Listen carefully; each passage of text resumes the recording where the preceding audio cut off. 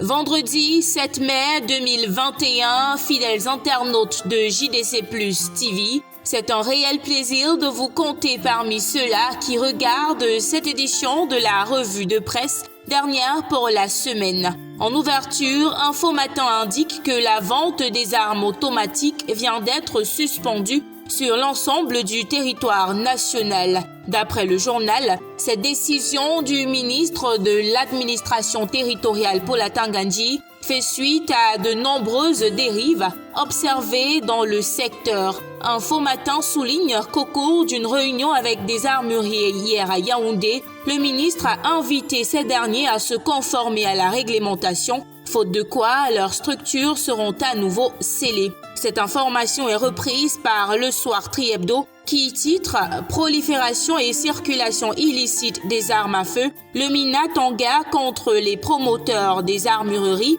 Le Tri-hebdomadaire écrit que selon le ministre à Tangandji, le nombre d'armes à feu en circulation est largement supérieur à celui des autorisations dûment accordées par son département ministériel. La suite de cette actualité est à lire en page 3 du Soir Tri-Hebdo, parution de ce vendredi. Dans la même lancée, Le Jour nous fait savoir que plus de 3000 armes à feu sont actuellement en circulation illégale au Cameroun, une situation qui interpelle les propriétaires d'armureries à plus de respect à la réglementation en vigueur concernant le port des armes à feu.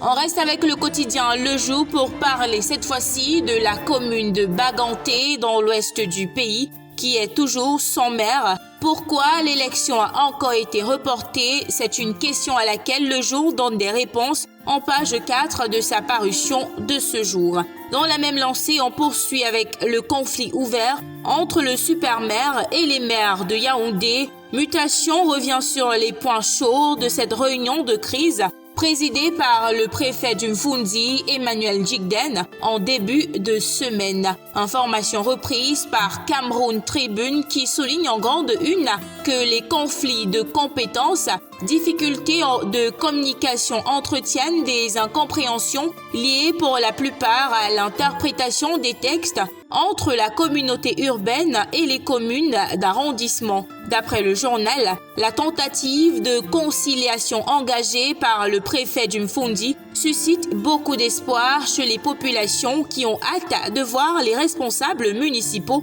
abandonner les batailles et se consacrer à l'amélioration des conditions de vie. Et pour terminer cette édition, Essingan nous parle de liberté de la presse avec le Conseil national de la communication qui s'érige en bourreau des médias.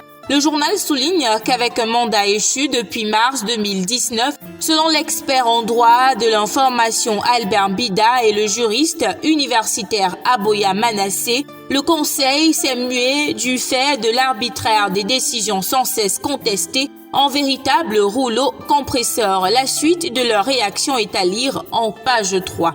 Et voilà qui vient mettre un terme à cette édition de la revue de presse sur JDC Plus TV. Merci de nous avoir regardés. Surtout, passez un très bon week-end.